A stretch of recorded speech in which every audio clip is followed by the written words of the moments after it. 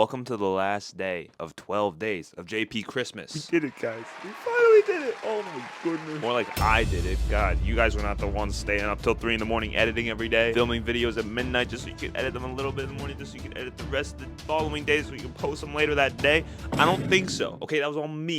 I'm kidding. Obviously, I love you guys because I would not have anyone watching these videos if it weren't for you guys. So it's a joint effort. You see the title of my video. For the last day of 12 days of JP Christmas, I'll be ranking every album that I reviewed this year.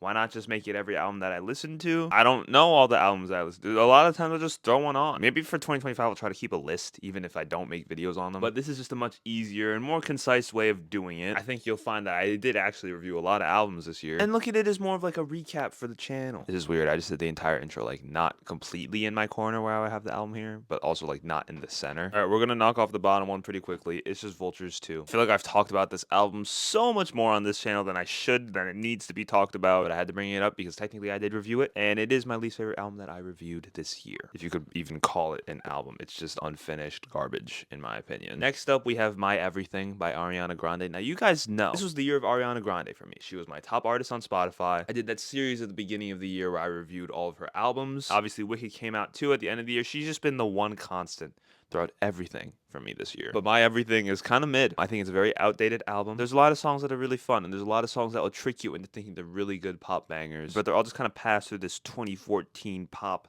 EDM filter that I'm just not a huge fan of. I think One Last Time is a perfect example of that / case study, because the sentiment of that song is really nice. And, I don't think the chorus is that bad, but it's just its surrounding production that really, grinds my ears. And in that sense, it does kind of really come down to personal taste, I guess. I don't think it's a particularly bad album. It's not Vultures 2. The gap between this and Vultures 2 is pretty huge, but I don't like it. Okay, sue me. Vultures 1 is better than Vultures 2. At least it feels a little bit more finished. Upon first listen, I actually didn't mind it. I thought it was like okay. The thing with Kanye is that his albums used to benefit so much from feeling like these big grand masterworks, right? But this album had that anticipation and that build-up, but just didn't deliver on it. Again, I've talked about this album so many times on my channel, so I'm not going to get into it too much, but it's just not great.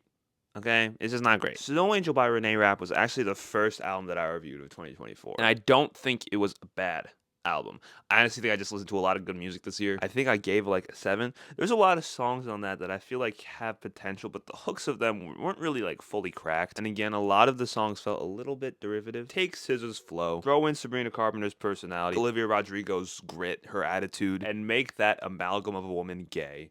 That's Renee Rapp. And on paper, that sounds fantastic, right? It's just that on paper, she doesn't really do anything that like stands out to me. Instead of combining those different attributes to create her own unique sound, it feels like she'll just take one song to go pop punk, one song to go R&B. It was okay.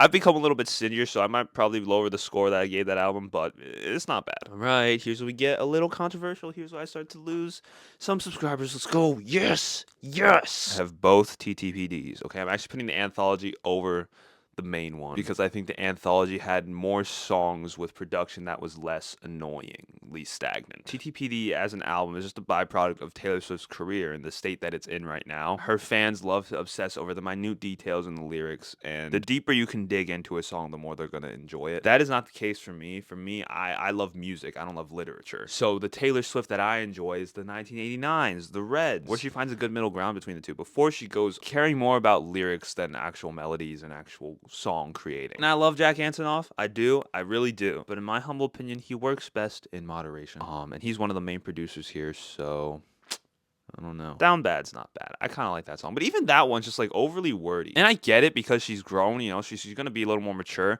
At least she's not still writing like she's 18. Yours Truly is an album that I honestly really like. I think I gave it like an 8 in my original video. Does it deserve an 8?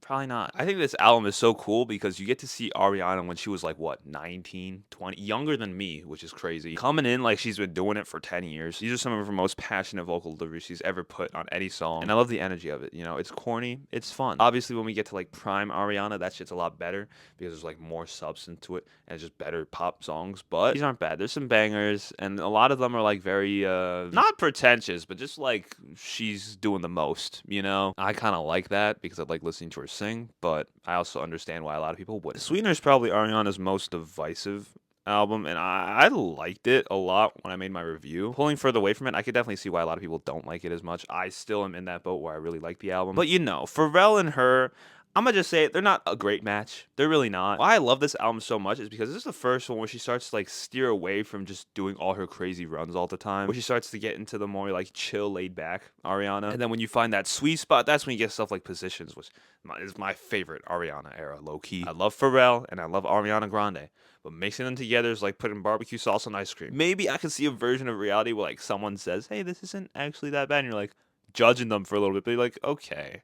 I mean, they're both sweet, at least, right? There's a little bit tang to the ice cream. That's not that weird. But then when you pull back, you're like, no, that's fucking disgusting. You're a freak. I feel like I'm gonna get some backlash for having Hit Me Hard and Soft so low. I mean, it made the top 10. Some people would say Hit Me Hard and Soft is Billy's best album. Still haven't listened to When We All Fall Asleep, Where Do We Go? I listened to Happier Than Ever, though. And in a lot of ways, this album feels both more ambitious and less ambitious. It doesn't feel like Billy has any chip on her shoulder at this point. She's just kind of making music to make music. But then there's moments on the album where you can just see Phineas going, dude, let's fuck the game up and add like a Travis Scott, like, dude. I'm not a huge fan of that. Because I don't really see the substance behind it. Maybe I'm missing it entirely. That's totally possible, but I didn't connect with those moments at all. But Birds of a Feather's here, which is one of my favorite songs of the year. So, Thank You Next by Ariana Grande. Now this is a lot of people's favorite Ariana album because it's just, we'll say, like one of the most character developing eras of her career. This is also when I think she kind of fully evolved past her just being a fantastic singer and her turning into like a really great artist, where you could start to hear her voice on her songs a little bit more. And there's a lot of great moments on this album. Ghostin', I still think is a phenomenal song. It's just so sad. I have come around to Seven Rings, guys. I was shit talking it in my video. I've fully come around to it. I love that song. And yeah, the truth is I just don't find myself going back to these songs that much. And that matters to me because it just means like as emotionally substantial as this album is, it just didn't stick with me personally that much. Short and sweet. Kind of high, to be honest. I don't know. There was literally no way this album was going to be bad. Sabrina Carpenter was assembling the Avengers, bro. Julia Michaels, fucking Jack Antonoff, probably other people that are really big in the industry that I don't know. I think there was like a couple One Direction producers in there maybe. And the singles were fire. Everyone knows this. I was just not a huge fan of how surface level the entire album was. Which, I mean, it's called Short and Sweet, so you should expect that. I was just being stupid, I guess. But I don't know, like, even Sharpest Tool, right, which feels like one of the sadder songs, the lyrics just didn't resonate with me that much. It's like a solid 8, probably. I just don't think you get as much out of it through, like, a full, complete listen. Dangerous Woman by Ariana Grande, listen. This is still one of my favorite Ariana Grande albums. I think it's a fantastic one. I love that we fully left behind the EDM pop sound, except for, like, a couple exceptions on this album, but I'm kind of okay with them because Bad Decisions is a banger. And we're introducing more actual instruments, like that guitar on the intro to Dangerous Woman. Oh, it's so sexy. I love it so much. This is like a cornerstone moment for her, I feel like, because up till this point, the pop music she was making is kind of like, if you're not a little girl listening to this music, it's a little weird. But Dangerous Woman is the first album that I feel like could actually defend the songs as like fully good pop songs. And I think it's the start of people starting to take her seriously as like just an adult artist in the industry. The Record by Boy Genius. Now, I listened to this album a long time ago, and if I'm being honest, I have not revisited it that much. I definitely listened to it a couple more times, but it's really just not strong enough. That has been the one constant throughout my entire year. This album, though, is really good. If you saw my yapping about songs video, you'll know that I tend to like a little bit of a softer rock sound, and this album really delivers that. I also think there's something really cool about having 3 distinct singers, you know, on every song, where sometimes they'll evenly split it. You know, each person gets a verse and a chorus. Sometimes it'll be like Phoebe takes the lead for a song and the other 2 are just like supporting her. I think their chemistry and their presence as equals on this project is very prominent. With each of these songs having these like kind of not complex but unique approaches to taking on digestible themes. And yeah, it's fantastic. Go watch that video if you haven't. Not Strong Enough is one of my favorite songs of all time. Easily so good. Positions by Ariana Grande. Listen, this album has its flaws. I'm not gonna say it's like the most profound shit ever. It's just fucking fun. There's so many bangers on this album, and it really cements like this new Ariana sound. I feel like, you know, you look at a song like God Is Woman, I can imagine a lot of people going, oh wait, is that on Dangerous Woman, or is it, oh, it's on Sweetener? Interesting. But everyone knows that 3435 is on Positions, you know, just because that's how individualistic of an era it was for her. And I think I also said this in my video, but there's something really nice about knowing how much Ariana went through, you know, and using Thank You Next as like the grieving album, right? This album doesn't really have the same agenda that a lot of her previous stuff has had. It just feels like she's having fun making music, and as a result, yeah, there's not as much ambition, but it's just fun energy the entire time, and I like fun. I'm a fun guy, okay? Brat. Now, this is an album that I did not expect to like at all. Am I gonna listen to Brat songs more than Positions? Probably not. But as an album, as a concise album, there's surprisingly more emotional depth to it than I thought there was gonna be. On songs like I Think About It All the Time and Sympathy is a Knife is a banger too. And I haven't listened to other Charlie albums, so I don't have anything to compare it to, but I feel like it's just the antithesis to like all the singer-songwriter pop that we've been getting. And for that, I love it. You know, it came out at the time it needed to come out, kind of resetting the pop scene a little bit. I like it a lot. GNX was my first Kendrick Lamar album that I've ever reviewed. And I have to say, I really fucking like it. Okay? Low key, when making this list, I was like, is it going to be at the top? And I'm aware that a lot of Kendrick fans will probably not say this is anything close to his best album, but I think it's really concise. I love all the features. I think a lot of the songs are super fun. Bubble Up, Hey Now, TV Off, you know, all songs that have these underlying messages. They're also just like fun to jump around to. At some point in 2025, I would love to do a complete Kendrick Lamar discography deep dive. I'd probably make it a series. I don't know if I want to do one video because I just don't think I could fit all of them into one video. So yeah, be on the lookout for that. But honestly, with this album as being my sort of introduction, loved it so much. I still listen to these songs so often, and it's fantastic. I think I gave it like a 7.5. Low key, I'm feeling like an 8.5 to a 9. Rise and Fall of a Midwest Princess by Chappell Roan.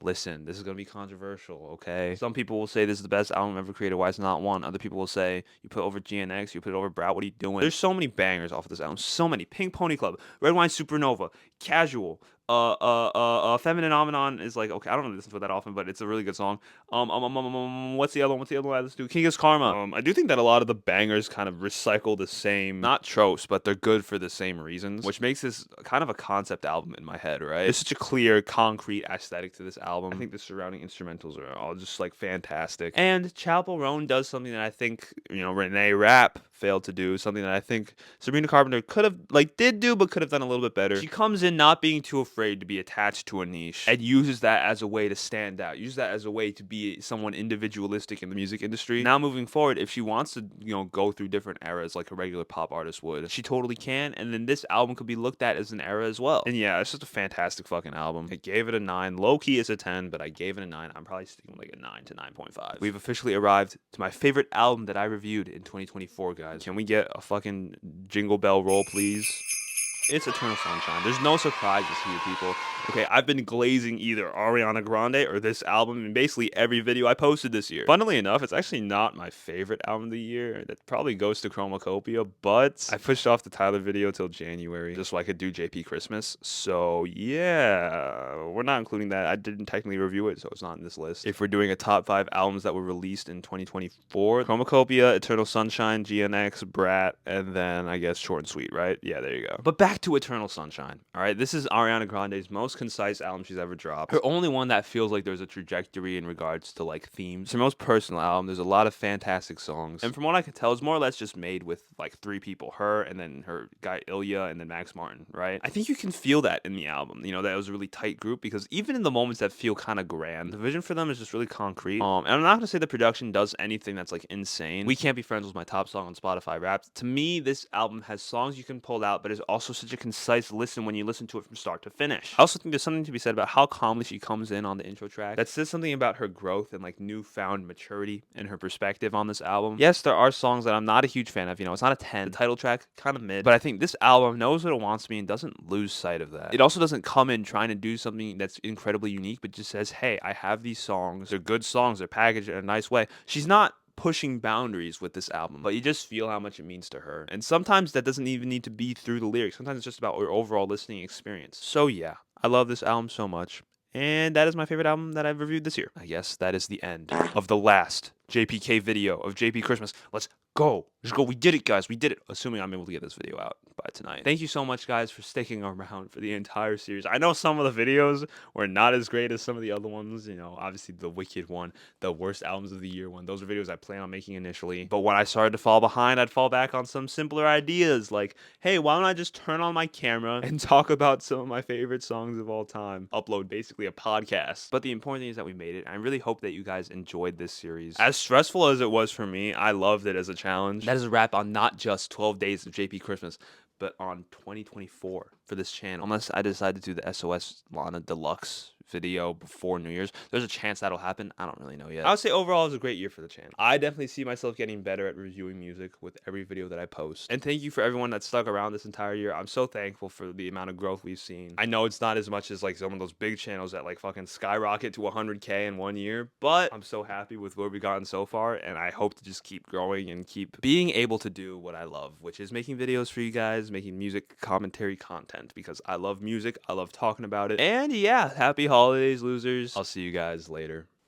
And sing with me, Justy. I don't want a lot for Christmas.